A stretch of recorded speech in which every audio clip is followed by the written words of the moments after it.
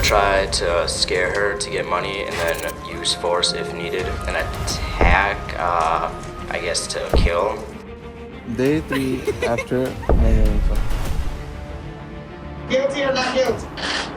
Not guilty. Not guilty. A girl and her boyfriend are accused of killing her father. Guilty or not guilty? Not guilty. Their home is a graveyard of memories. Where did the evil come that was bred into a soul that murders their own father? I will never see Colleen in a wedding dress. I will never see her walk down the church aisle that we would often talk about before or after Mass. And I will never see her be a mother.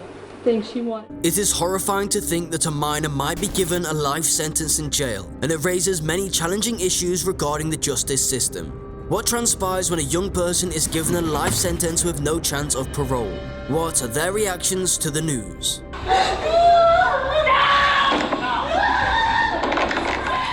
First up is Sierra Houseth and Aaron Guerrero. For the deaths of the girl's father, Sierra Houseth 16 and Aaron Guerrero 18, a young girl and her boyfriend were each handed a life sentence in prison without the possibility of parole. Both admitted to the 45-year-old Daniel Houseth's murder. Day 3 after murdering someone. Wow! Daniel was found in the garage of his residence in northwest Los Angeles. The teenagers were arrested in Salt Lake City 4 days later on April the 14th. District Judge Tiara Jones ruled Sierra and Guerrero guilty, and each was given the harshest punishment possible: life in prison without the possibility of parole in 22 years. Your son is the victim and the killer is your granddaughter. Can you talk about that? Well, she's not my granddaughter. The offender must also pay $5,000 in reparation, according to the court's ruling. You're also going to be ordered to pay $5,000 in restitution to victims of crime, and that'll be done jointly and severally with the co-defendant. To every charge leveled against them, the two defendants entered guilty pleas. This included 4 counts of fraudulent use of credit or debit cards, murder with a deadly weapon, attempted robbery with a deadly weapon, and conspiracy to commit robbery. And count 9, robbery with the use of a deadly weapon. My only query is, why does Sierra appear bored while Aaron seems to be inconsolable, perhaps even a touch drained? She may be a bit more complicated than first appears, but one thing is certain: she is not laughing right now. After murdering somebody. Wow! Don't put that on the camera. It was worth it. So yeah. Happy Valentine's Day. Where'd the eel go, Sierra? Hey Sierra, where's the eel? Next up, Philip Chisholm. Philip Chisholm, a 9th grader at the time, carried out an unimaginable act on October the 22nd, 2013. Chisholm was requested to remain after school on that particular day in 2013 by the supposedly enthusiastic Colleen Ritzer, who was well renowned for going above and beyond to help her children. Today, however, she was unaware that the hourglass, which stood for her life, was about to empty. Chisholm pursued Ritzer into a bathroom and killed, robbed, injured, and abused her there. He then dragged her dead body behind the school after stuffing it into a trash can. Then Chisholm went into town and bought a movie ticket using Ritzer's credit card. The following morning, when the police discovered Philip, they were shocked to see that he still had Colleen's blood on his hands. The indictment that was issued named Philip Chisholm as a defendant for the co-lead Ritzer's murder, aggravated rape, and armed robbery. He was tried as an adult, and in February 2016, a sentence was handed down that required him to serve at least 40 years in prison. The heartfelt tribute seems to ignore the fact that the murderer was a teenage boy who had little to no regret for his heinous act. And set a parole eligibility date of 25 years, the highest level our law allows. This court will impose a concurrent sentence of 40 years to 40 years and 1 day for the rape of Colleen Ritzer, and a concurrent sentence of 40 years. Next up, Antonio Barbu and Nathan Pape. Within the state of Wisconsin, a brutal murder of an elderly woman was committed by Antonio Barbu and Nathan Pape, who were both found guilty. According to court filings, Antonio and Nathan planned to harm and rob Antonio's great-grandmother. In the end, they spent the portion of the stolen funds on pizza and marijuana. We were gonna try to scare her to get money and then use force if needed, and attack, I guess to kill. The events that followed, in which the elderly woman was repeatedly beaten and then attacked with a hatchet, were straight out of a horror film. Barbu, however, after striking a settlement with the prosecution, modified his plea from not guilty of mental sickness or defect to no contest. However, things didn't go as planned because the judge handed out the harshest punishment. Barbu received a life sentence after being proven guilty. In addition, the court ruled that 14-year-old Nathan Pape would also be sentenced to life in prison.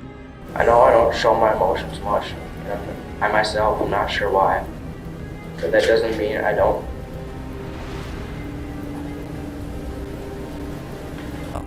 I just want to say that I'm truly sorry for everything that happened. I truly regret every single thing that happened that day. What do you think? Did the judge get it right this time?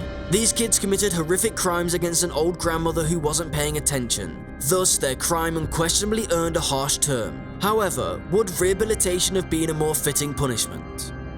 Next up is Shondell Jackson. The University of Wisconsin-Milwaukee's Nathan Potter, a 21-year-old bright film student, had most likely made preparations for his life's course following graduation, but fate had some other plans. Nevertheless, Shondell Jackson, a 19-year-old, and his accomplice's plan did not pan out. On that fateful day, 20-year-old Derek Thomas stopped Potter as he was making his way to his apartment, grabbed him, and declared him a fine target for robbery. Thomas was supposed to be the watchman while Jackson robbed Potter, but the robbery went wrong. Jackson shot Potter in the chest, murdered him, and then ran away because Potter didn't have any money. Jackson displayed a carefree attitude throughout the trial, and as he was led from the courtroom, his victim's family could see him grinning and mouthing obscenities. When County Circuit Judge Rebecca Dallett gave Jackson a life sentence without the possibility of parole for one count of felony murder, Jackson's demeanor turned violent. He cursed the judge, so court officers had to wrestle him to the ground, pepper spray him, and restrain him.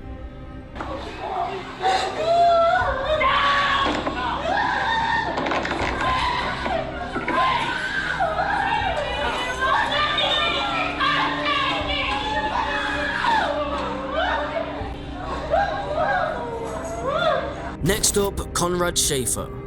Nearly 3 years after the youngest triggerman and his friends terrorized Osceola County with random shootings that claimed the lives of 2 innocent bystanders, a court sentenced him to consecutive life terms in prison. Conrad Schaefer, now 18 years old, expressed his sympathies to the victims' families. I would just like to apologize to the families that I've hurt. I know that y'all never forgive me, and I don't expect you to. I know if I was in your position, I'd feel the same way. Before the shootings began, Schaefer was able to convince his father to buy a .45 caliber high-point carbine and 100 rounds of ammunition. The neighborhood horror story apparently started when he waited until his father went back to bed before sneaking the gun out the home. Schaefer also admitted guilt to 2 counts of first-degree murder within the courtroom, in connection with the escalation of violence that left neighbors on edge for more than 2 weeks as gunfire entered their residences and vehicles over 22 times. The judge declared after the hearing that Schaefer would be receiving the death penalty if he were 3 years older than he is right now, even though this is unlikely to affect how the families feel. However, given his age when the act was committed and his regret, there may still be hope for this young man. I was 15 at the time, and I'm really sorry for the things I've done. And I know I did wrong, and I know my apologies don't mean nothing to you. And I know it ain't gonna change how you feel about me. Next up, Martise Fuller. Kaylee Jugger, who was 15 at the time, and her mother Stephanie Jugger had been organizing a camping trip for the whole family, but regrettably, the trip was never executed. Kaylee, who had broken up with her boyfriend Martise Fuller weeks earlier, was in her room listening to music when the tragedy happened. Fuller accuses Kaylee of being the causes of his problems after he got kicked out of school and off the football team.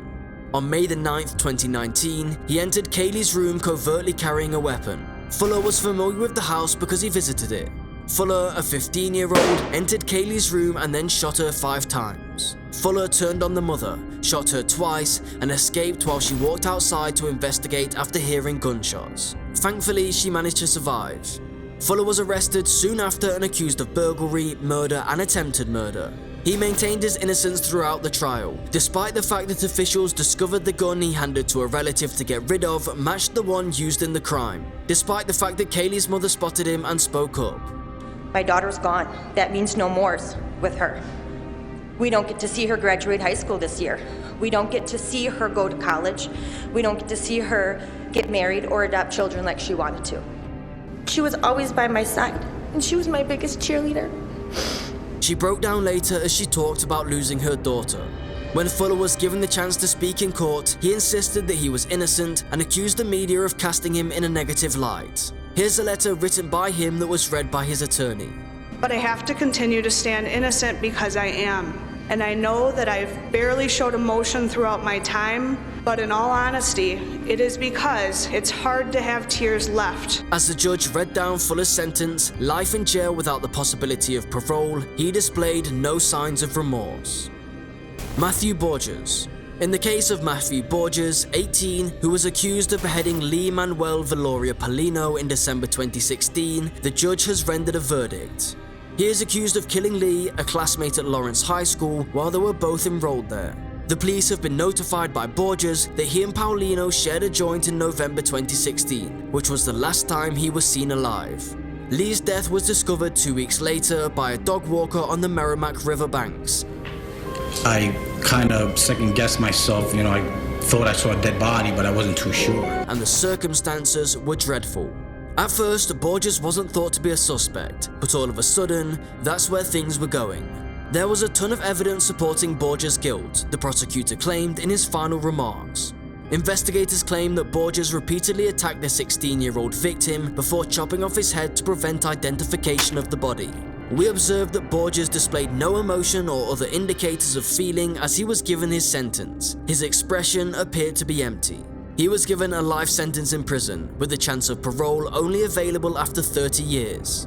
Well, that was horrific on so many levels. They are so young, and it's unbelievable to hear a 15-year-old getting a life sentence. Matthew Borges, on indictment number 2017-115.